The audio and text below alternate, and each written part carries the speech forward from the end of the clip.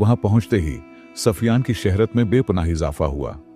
उसका नाम बड़े ताजरों और सौदागराने मिस्र की जबान पर आम होने लगा। अब उसने बगदाद वापसी का फैसला किया और ऐसी अशिया खरीदें जिनकी बगदाद में कमी थी। उसका सामान अब 5 के बजाय 40 ऊंटों पर लदा हुआ था, मगर उसे मालूम न था कि अब उसकी वापसी का सफर उसके भयानक इंजाम का पैगाम लेकर आ रहा है। उधर अबू सईद ने इंतकाम और नफरत को दिल में जगह न दी, बल्कि सब्र तवक्कुल से काम लिया।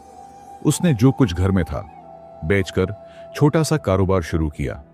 अल्लाह ने उसकी नेक नीति और दियानतदारी को बरकत दी और चंद ही दिनों में उसके कारोबार को तरक्की अता हुई।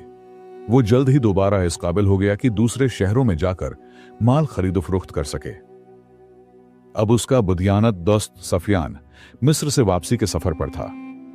काफिला मंजिलें तय करता हुआ एक नखलिस्तान के करीब पहुंचा, जहां उन्होंने रात गुजारने का फैसला किया। दिन भर की तपश और सफर की थकन के बाद सब आराम करने लगे, मगर सफियान को उस रात कुछ अजीब सा एहसास होने लगा, जैसे कुछ होने वाला था।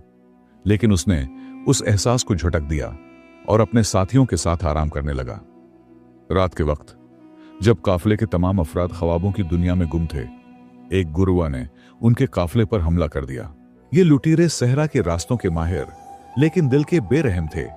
उनका सरदार सहरा में दहशत की अलामत समझा जाता था। लुटेरे काफिले पर हिला बोल पड़े और सफियान और उसके साथियों को संभलने का मौके तक न मिला। जब हमला खत्म हुआ तो सफियान और उसके साथी जमीन पर हैरानी और परेशानी की हालत में बैठे थे। वो सब जख्मी हालत में थे। काफिले का सारा सामान लूट लिया गया था, यहां तक कि ऊंट और घोड़े भी छीन लिए गए थे। सफियान, जो अपने दोस्त के साथ धोखाधड़ी करके आगे बढ़ रहा था, अब खुद बेयारो मददगार पड़ा था। वो शदीद जख्मी हालत में रैयत की गर्द में दबा पड़ा था जब वो अपनी आंखों से अपनी बर्बादी देख रहा था। इसके जहन में अबू सईद की यादें ताजा हो गई थीं। उसे अबू सईद की आंखों में वो दर्द और बेबसी याद आई जिसका सामना आज वो खुद कर रहा था। वो बिखरे हुए काफिले के साथ घर वापस नहीं जाना चाहता था। ना ही उसके पास उसका माल बचा था और ना ही अच्छी सेहत।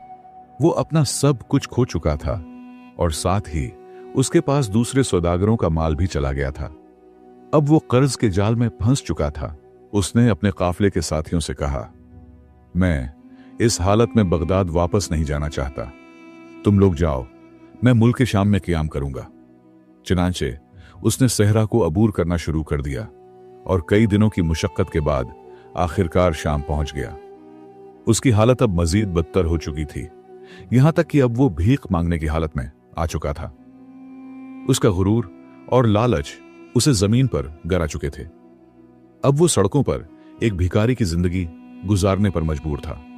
हर रात उसे कोई ना कोई ऐसा ख्वाब आता जिसकी वजह से वो होशो हवास से चौंक पड़ता। एक दिन उसने खुद से कहा, सफियान, जाओ और अपने दोस्त अबू सईद की बीवी को सब कुछ सच सच बता दो। इससे माफी मांगो, वो तुम्हें माफ कर देगी। तभी तुम्हें सुकून और इत्मीनान मिलेगा। लेकिन अबू सईद की बीवी का सामना करने की उसमें हिम्मत न थी।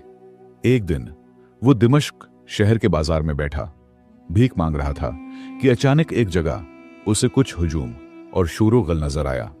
वहां एक बड़ा सौदागर मौजूद था जो बड़ी शानो अजमत के साथ बाजार में चल रहा था और गरीबों में सदका तकसीम कर रहा था।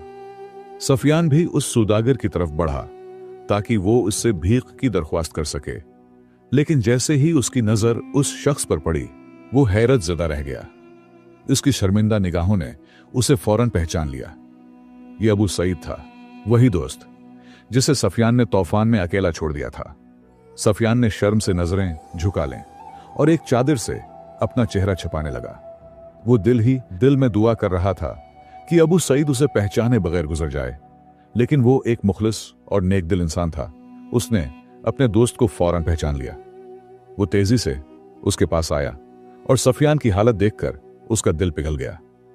अपने दोस्त को उस हालत में देखकर अबू सईद की आंखों से आंसू निकल आए।